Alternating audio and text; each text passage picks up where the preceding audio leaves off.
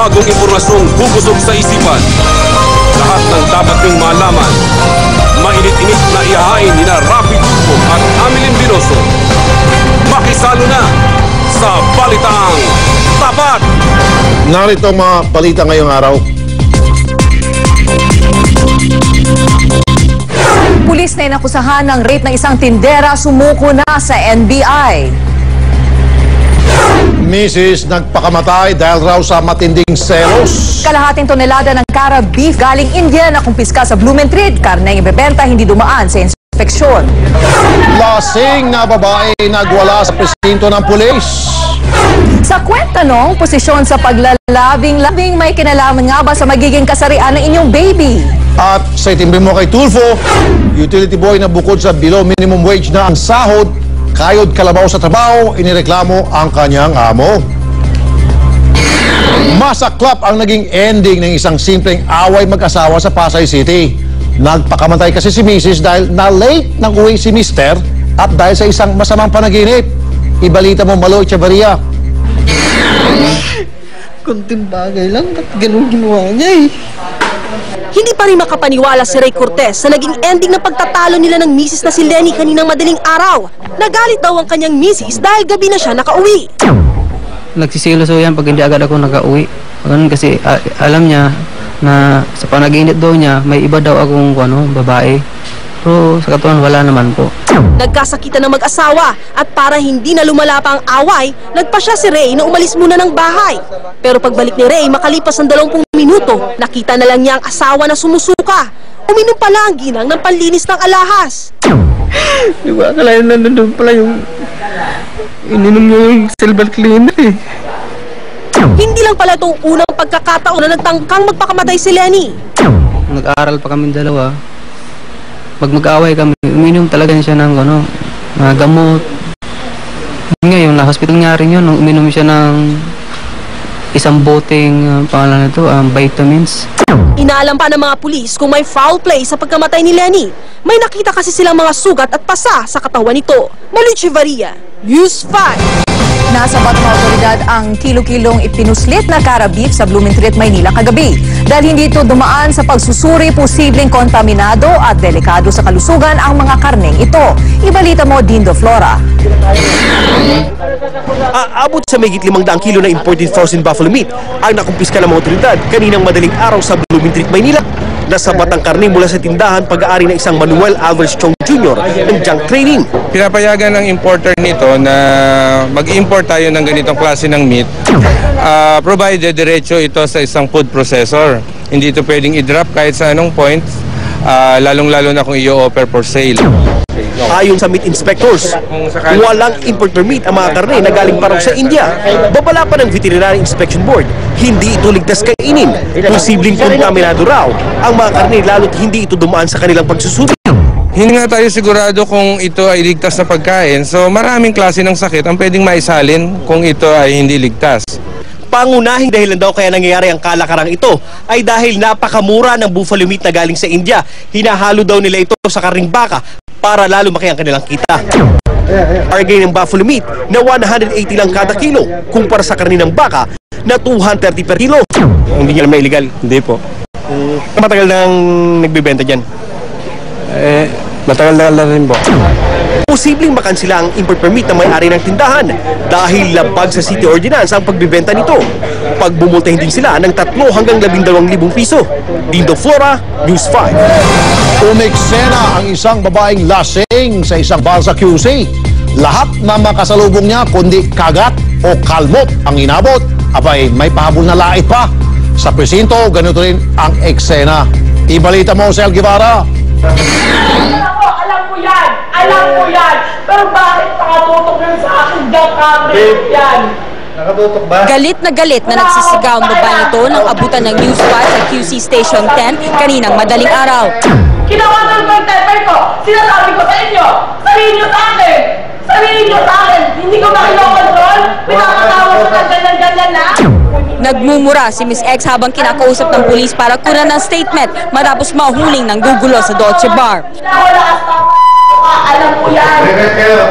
Drug test yan. Kwento ng bouncer, lasing na lasing umano ang suspect at pinagkakalmot pa ang mga taong umaawat sa kanya. Lasing na kasi yun eh. Pauwi na yun, kaya lang inaalalayan ng mga kaibigan, ayaw magpaawat. Nagalit ngayon doon sa kaibigan. O kaya yun, nagwala na.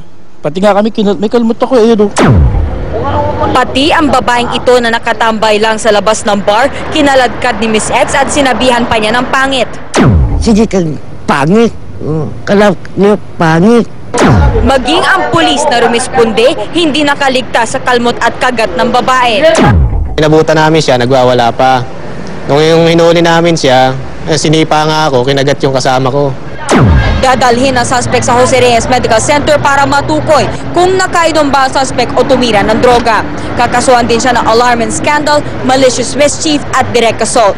Sel Guevara, News 5. Sa presinto rin ang diretsyo ng isang CQ na nagwala sa kanilang lugar sa Navotas. Pati mga umawat na tanod, sinalubong niya ng suntok. Ibalita mo, Carla Lim. Gulo yung ginagawa mo. Bakit ko wala ng gulo? Tanungan mo kung may gulo ako doon.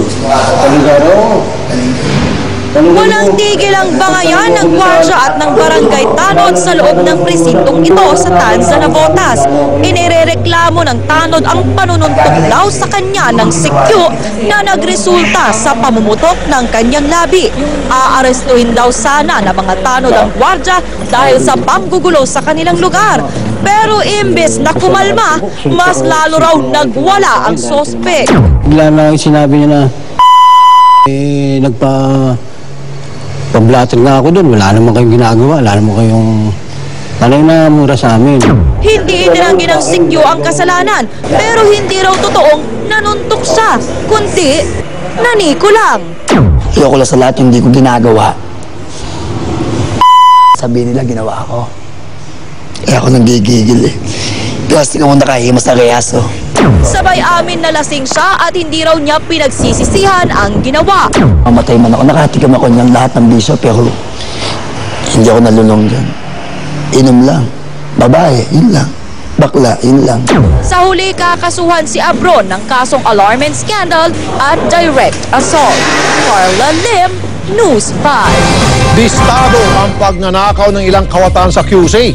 Ang modus, patambay ang mga suspect sa isang karinderya, pero hindi kanin o ulam ang pakay, kundi ang cellphone na mga kumakain. Ibalita mo, Ryan Ang. Nabuking ang modus ng dalawang lalaki ito na nagnakaw daw ng mga cellphone sa Barangay Holy Spirit sa QC. Nagpanggap na kakain sa karinderya ni Aling Julieta Irenia ang mga suspect. Maya-maya pa, dumating ang isa nilang kasabwat para umorder ng soft drink. At dahil nabaling na ang atensyon ng tindera sa order ng kawatan, tumempo na ang isa nilang kasama para daikwatin ang mga cellphone na target nila. Paglabas ko rito, nakita ko, wala na rito itong dalawang cellphone. Habulin mo yung dalawang lalaki dahil kinuha yung cellphone sa loob ng reloading. Nahabol ng mga tricycle driver ang dalawang suspect, pero nakatakas ang isa nilang kasama. Pero katwiran ng mga kawatan, posibleng na setup lang daw sila. Kung totoong ginawa namin yun, dapat walang cellphone sa kanila, di ba? Nasa kanila yung cellphone eh. Hirit naman ng mga tanod na humuli sa kanila, tinangkapas silang suhulan ng mga suspect. Nagharap ng 1.5 tapos mamaya 3,000 bawat isa raw sa amin. Eh, di namin tinatanggap yan dahil para sa kanilang kapakanan yan eh, sa ninakawan eh. Sa huli, humingi rin ng tawad ang mga suspect, pero desidido ang mga biktima, nakasuhan sila. Ryan Ang, News 5. Hawak na ngayon ng DOJ at NBI ang pulis na inakusahan na rape ng inaresto niyang tindera sa Manila Police District. Kusang sumuko ang suspect na si PO3 Antonio Bautista. Mula sa NBI, makakausap natin si Edison Reyes. Edison? Rocky, bago pa man mailabas ang warrant of arrest at pagkakitaan pang reward na ipinatong sa kanya, kusang sumuko si PO3 Antonio Bautista sa NBI at DOJ kaninang umaga. Hawak na ni Justice Secretary Laila de Lima si Bautista na suspect sa pag-rape daw sa isang vendor sa loob mismo ng Manila Police Headquarters noong bisperas ng bagong taon. Rafi, tumawag kay Dilima ang kapatid ng akusadong pulis dahil may banta na raw sa seguridad ng buong pamilya. Mananatili sa protective custody ng NBI si Bautista para maprotektahan din daw ang kanyang karapatang pantao. Rafi, habang hinihintay nga ang warrant of arrest laban sa kanya, dito palang may turn over si PO3 Bautista sa mga kabaro nito. At yan muna ang mga detalye live mula dito sa NBI Manila. Rafi. Salamat, Edison Reyes. Isang tunnel ang nadisukre ng mga nagkukumpuning tauhan ng isang water company sa EDSA. Inaalam na ng mga otoridad kung delikado ba ito para sa mga motorista. Mula sa Guadalupe, magbabalita si June Loyola.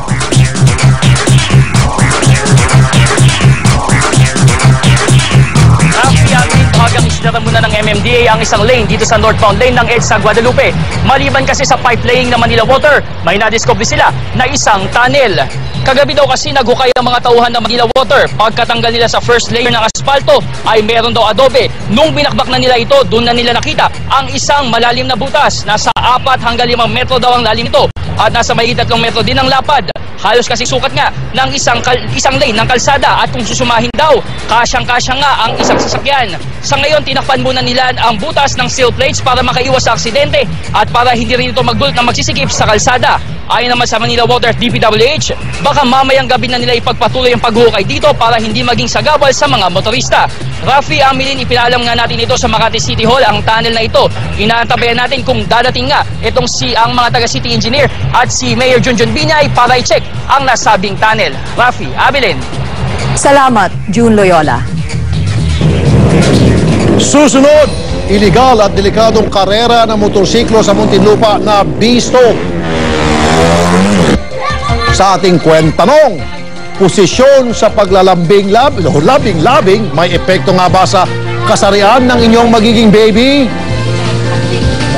At sa timbre mo kay Turbo, reklamo ng isang utility boy na below minimum wage na ang sahod, 7 araw pa kada araw ang pasok. Action na natin.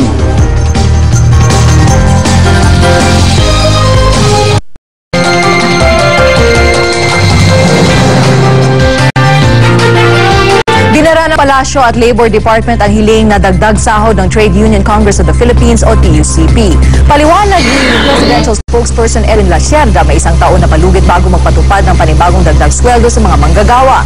Kaka-aproba lang kasi ng DOLE noong Hulyo ng 22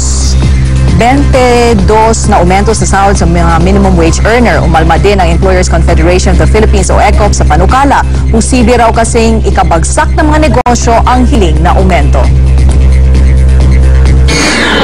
Balak ng gobyerno na gawing installment ang doble taas pasay sa MRT at LRT.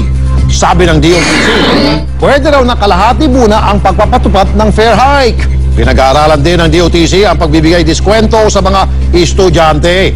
Sakaling matuloy ang taas pasahe, magiging 30 pesos na ang pasahe ngayon sa MRT mula North EDSA hanggang Taft Avenue. Balik tayo sa police report. Muntika nang mauwi sa kalaboso ang ilang kabataang sangkot sa iligal na karera ng motorsiklo sa Muntinlupa. Pero banta ng mga otoridad, nakatakas man sila ngayon, hindi na sila makakapuslit sa susunod. Ibalita mo, James Beltran. Natigilan ang mga kabataang ito sa kanilang drag racing ng motorsiklo sa Muntinlupa nang dumating ang mga tauhan ng Public Order and Safety Office ng City Hall. Pero mabilis na kumaripas ng takbo ang mga kabataan. Kwento ng mga barangay tanod sa Barangay Bayanan, 2 beses bawat linggo ginaganap ang drag racing tuwing madaling araw. Madalas namin yung sitayin, talagang inahabol namin yan. Basta nung mag-start na yung karera, inahabol na, binabalagbagan namin yan. Bahala na kung ma-aksidente rin kami. Bukod sa panganib na dala ng drag racing, di rin daw nagsusuot ang mga naglalaro ng helmet. Salot pa raw ito sa mga kabataan sa lugar dahil may pustahang umaabot mula 3 hanggang 10,000 piso. Yung mga nagkakarera, hindi mga tiga rito. Merong ibang tiga rito pero kadalasan mga dayo. Pinagbabawal ang drag racing sa anumang kalsada sa lungsod. Base na rin sa traffic code ng Muntinlupa. James Beltran, News 5. Timbog ang isang Meksikanong naglalaro sa kasino sa Pasay dahil sa pangungulimbat umano ang bag ng isa pang casino player. Ibalita mo, Alexa Reyes. Nasa kasarapan ng paglalaro sa isang kasino sa Pasay ang Meksikanong si Roberto Valdez nang arestuhin siya dahil daw sa pagnanakaw. Tinangay daw kasi niya ang bag ng isang casino player na si Manuel Moreno. Ayon sa mga pulis, 25,000 piso ang laman ng bag. Matagal na rin daw pinaghahanap ng casino security si Valdez dahil may record na siya ng pagnanakaw noong nakaraang taon. Hinihinalang nagnakaw din siya ng mga chips na nagkakahalaga ng 200,000 piso na pinapalitan niya ng cash sa kahera.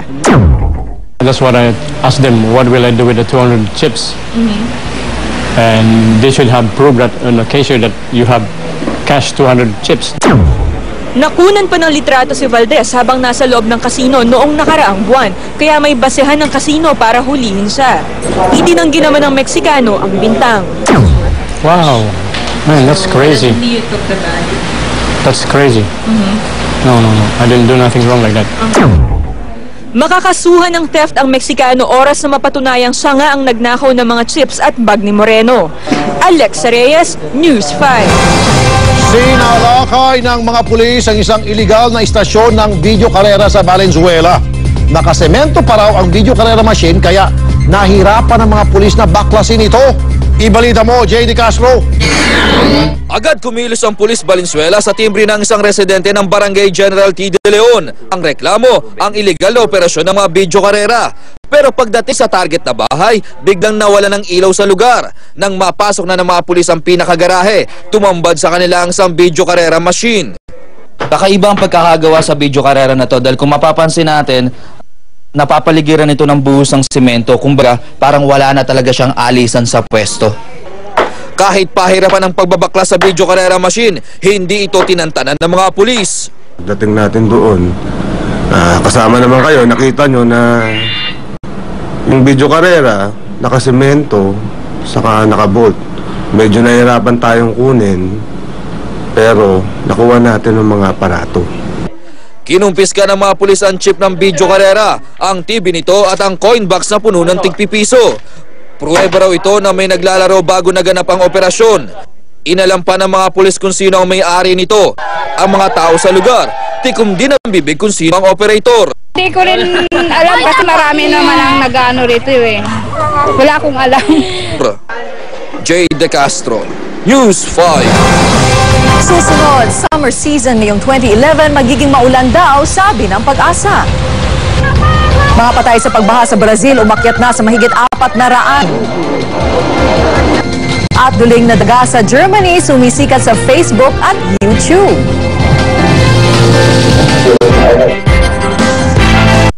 Masasarap na ang tsikahan. Sinasabi niya, paauusad ang kanyang kari. Ito na kaya natin siya. At mas iinit pa ang intrigahan.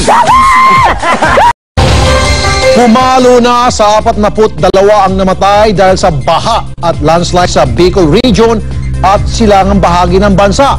3 sa biktima, galing sa Albay na nasa state of calamity pa rin. Personal na binisita ni Pangulong Aquino ang probinsya kanina para mamahagi ng tulong. Para sa update, kausapin natin si Romel Lopez mula sa Albay. Romel! Ravi, 23 araw nga yung naging walang patid na pag-ulan dito sa Albay, pero kanina tila nakisama yung panahon para sa paglabag dito ni President Noynoy Aquino kaninang alas 7 ng umaga. Bitbit ni Pinoy ay nilang sa kanyang mga gabinete gaya na lang ni Defense Secretary Voltaire Gasmin, Interior Secretary Jesse Robredo at DSWD Secretary Dinky Suliman. Pasalubong ni Pinoy sa mga taga-Albay ang 3 milyong pisong halaga ng relief goods gaya ng bigas at mga dilata. Isa raw sa pagtutuunan ng pansin ng Pangulo ang paglaban sa illegal logging na hinihinalang nakakadagdag sa epekto ng matinding pag-ulan. Inutusan din ng Pangulo ang Pag-asa na kagaya ng bagyo ay bigyan na rin ng pangalan ng mga cold front. Ito ay para mas maintindihan at mapaghandaan ng publiko ang nasabing weather phenomenon. Matapos naman mamahagi ng relief goods, agad na tumulak si Pinoy papuntang Southern Leyte na lubos ding napinsala dahil sa pag-ulan. Ravi, yan muna pinakauling pangyayari mula pa rin dito sa lalawigan ng Albi. Balik muna sa inyo dyan sa studio.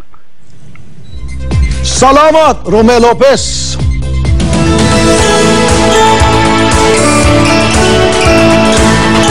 Tuloy ang rescue operation sa mga namatay sa flash flood sa Brazil.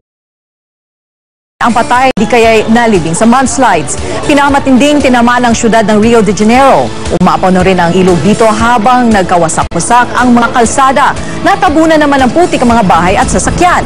Ipinagbawal na rin muna ang pagbiyahe sa lupa habang masama pa ang panahon.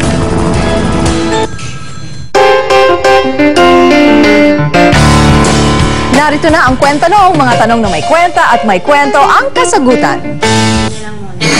Amilin, tutubang nakakaapekto sa kasarian ng anak ang posisyon sa pagtatalik. Wala pang siyentipikong basihan na may kinalaman ng sexual position o posisyon sa pagkikipagtalik sa magiging kasarian ng inyong anak.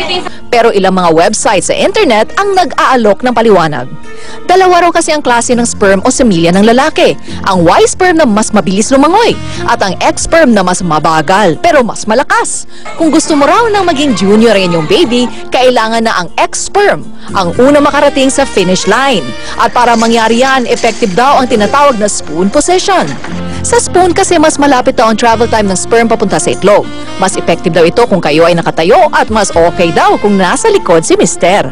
At kung mahihiga, checking si Mrs. ay nasa kaliwa. Ang petsa huwag ding kalilimutan. Quarter moon sa kalendaryo ang dapat tandaan. Mainam daw na kumain si Mrs. ng karne, crackers at chips naman para kay Mister. Painumin din siya ng soft drinks at iba pang cola dahil may epekto raw ang mga pagkain ito para sa sperm at itlog. E paano kung girl ang gusto nyo? Missionary position daw ang swak o posisyong aprobado kay Padre Damaso. Sa posisyong ito kasi, mas matagal ang biyahe ng Y sperm. Mas okay daw gawin ito kung bilog ang buwan. Pati mga kapatid natin may kanya-kanyang paniniwala. Sabi nila, pag sasampa daw, pag kaliwa, babae. Pag kanan, lalaki, yun ang na-experience namin. Kanang kaakyat, tapos kanang rin bababa para lalaki ang maging anak mo. Pero tandaan mga misis, hindi lahat ito napatunayang totoo. At girl man o boy, dapat silang ituring na blessing ng Diyos. Mga kapatid, ingat lang sa paggamit ng mga pampublikong pasilidad gaya ng mga ATM machine at public phone. Paliwanag ng DOH, posible raw kasi itong maging daan sa paglipat ng mga mikrobyo na pinagmula ng iba't ibang sakit gaya ng diarrhea at ubo at sipon. Sa isang pag-aaral na inilabas kamakailan sa UK, lumalabas na ang keypad daw ng mga ATM machines ay punong-puno ng mga mikrobyo na makikita rin sa mga public toilet. Payo ng DOH, ugaling maghugas lagi ng mga kamay gamit ang sabon o di kaya gumamit ng hand sanitizer pagkatapos gumamit ng ATM machine at public toilet. Narito ang iba pang mga balita ngayong araw. Bigas na inimport noong Administrasyong Arroyo natuklasang overpriced.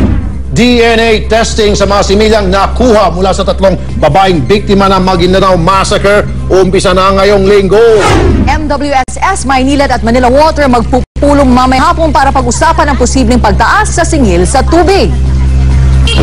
LTFRB at transport groups magpupulong ngayong araw para pag-usapan petisyon sa dagdag singil sa pasahe.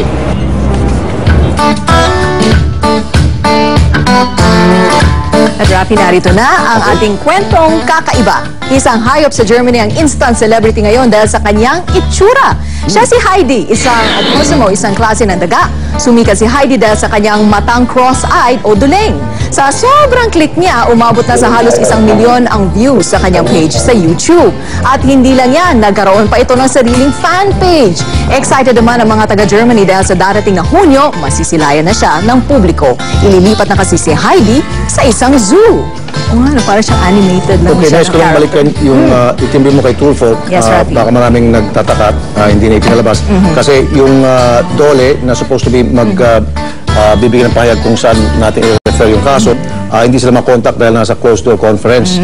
At yung kumpanya naman na dapat kausapin natin, kunin natin ng panig, ayaw makipag-usap. So anyway, sa masusunod na araw po, tatrabahoin namin yan. Okay? Sige. So, I'll wait for update on that. Okay. At yan ang kalahating oras ng balita ang puno ng sahog at tama ang timpla. Makisalo ulit sa Lunes, alas 11:30 ng umaga dito sa Balitaang Tapat.